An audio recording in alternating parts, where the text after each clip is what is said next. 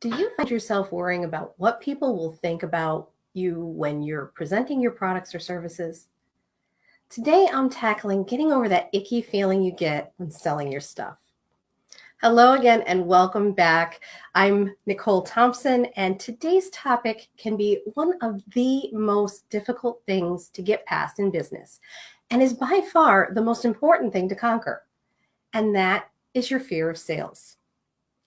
To most new entrepreneurs, sales can feel really, really gross. It can be the most uncomfortable part of any business if it's approached from the wrong angle. And this is especially true if you don't believe in the product or service that you're selling. So much of this stems from the way we think about being sold to. I think just about everybody can think of a time they were sold to that made them just feel like they wanted to go home and take a long hot shower because the salesperson just made them feel gross. And the reason for that is because that person was leading with selling instead of leading with solving a problem. People don't want to buy a product or service. What they really want to buy is a solution to a problem. By solving a problem for your customers, you're helping them. And when you're helping them, there's really no reason to feel icky because you're solving one of their problems. So many times we approach sales as something underhanded or sneaky, as if we're tricking or guilting them into handing over their money just so we can make a quick sale or two. And it's that very feeling that's holding you back from being able to grow your business to something bigger than your immediate circle of friends and family and neighbors and the occasional trusting soul who doesn't fully know you or your brand yet. I especially see this a lot in network marketing businesses. One of the main reasons is that the people, when they're selling, they don't believe or believe in or love the product or service that they're trying to sell. But the other reason is because they're looking at it through the wrong lens. If you think about sales as something underhanded or shady, of course you're going to be uncomfortable asking your potential customer to buy at the end of your pitch. But when you change your perspective on the sale to something of value, you change the dynamic of the whole conversation in your favor. Okay, let me give you an example. So let's forget about selling for a minute here and just say you have this certain shampoo that you just love and it's your absolute favorite. Think about the specific things you love about it and how you would tell your best friend about this incredible shampoo you just found. How would you describe it? You might say things like, "Oh my gosh, I just got this new shampoo and it's so amazing. It makes my hair smell incredible. And now it's so clean and soft after I use it that it just shines. And I've only been using it for about 2 weeks or so now, but my split ends are completely gone.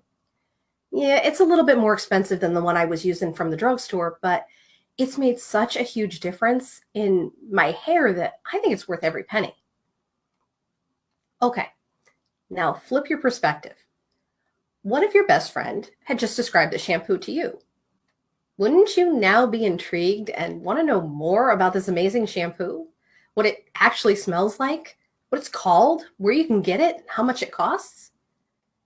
When you talk about something with passion, when you recommend something to a friend, you're not being salesy.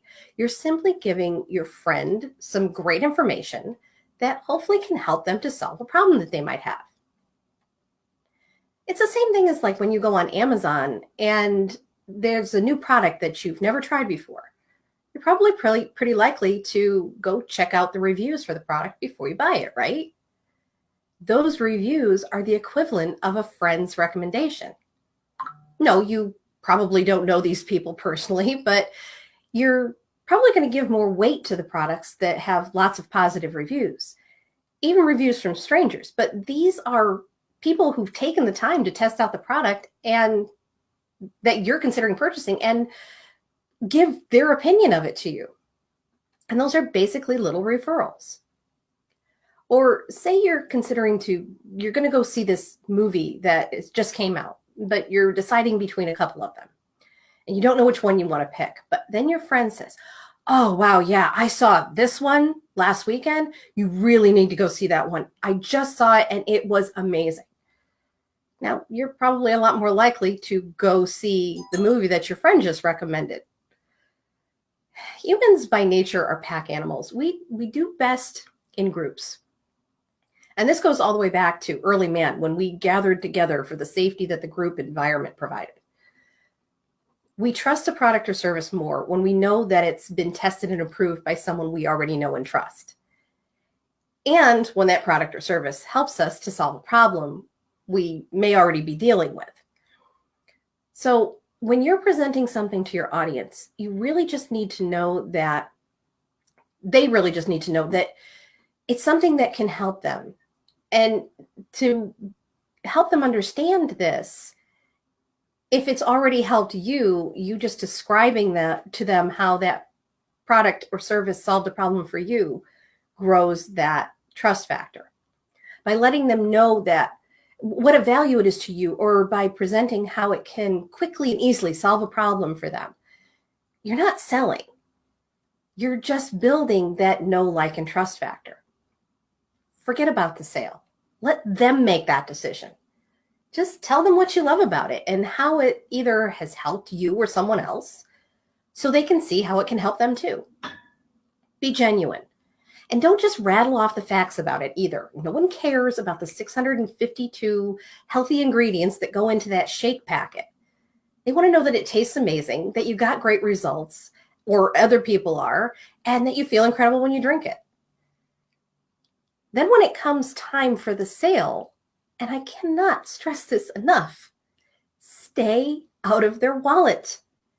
Forget about what it costs. That's none of your business. Let them decide. This is so key. If you've got it in your head ahead of time that they're going to balk at the price, that's literally all you're focusing on when you're talking about the product or service. And that's going to come through in how you talk about it. If you're uncomfortable with the price of the product or service that you're trying to sell, you'll practically be talking them out of buying it before you even have a chance to let them know how great it is. Lead with how it can benefit them, lean into the pain points, and then present how your product or service will help them to get rid of those pain points. Shine a spotlight on how your product or service can benefit them. Because when you're solving a problem for them, eliminating a pain point, showing them how this can help them to do this, the ickiness of the sale goes right out the window. And just keep showing up. Keep dropping little hints about that great new lipstick you've been using, or how that online course you've just launched has helped so-and-so to be able to grow her Instagram account to over 1,000 followers, or whatever it is you offer. Be consistent and keep showing up for your audience. That know, like, and trust factor will grow with that consistency.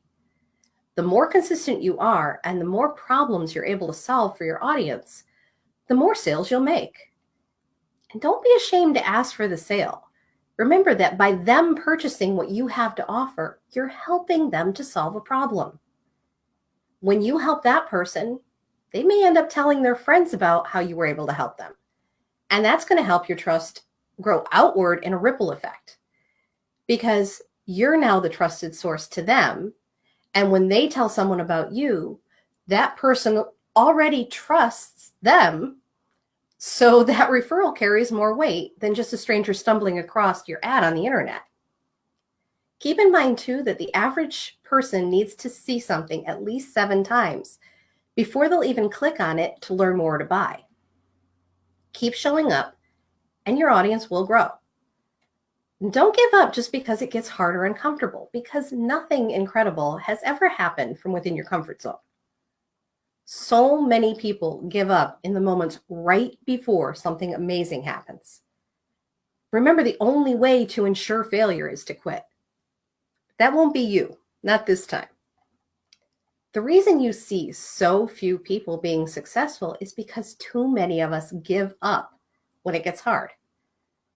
It's the people that push past the hard, face each fear with fire and strength, even when you're scared out of your mind. There's no courage without fear, because courage isn't not being afraid. It's doing something in spite of that fear and charging through it to get to the other side and reap the rewards of that courage. I know it's not easy, but nothing worth doing is going to be easy. And the harder your challenge, the sweeter the reward. So forget about the sale. Don't think about the money.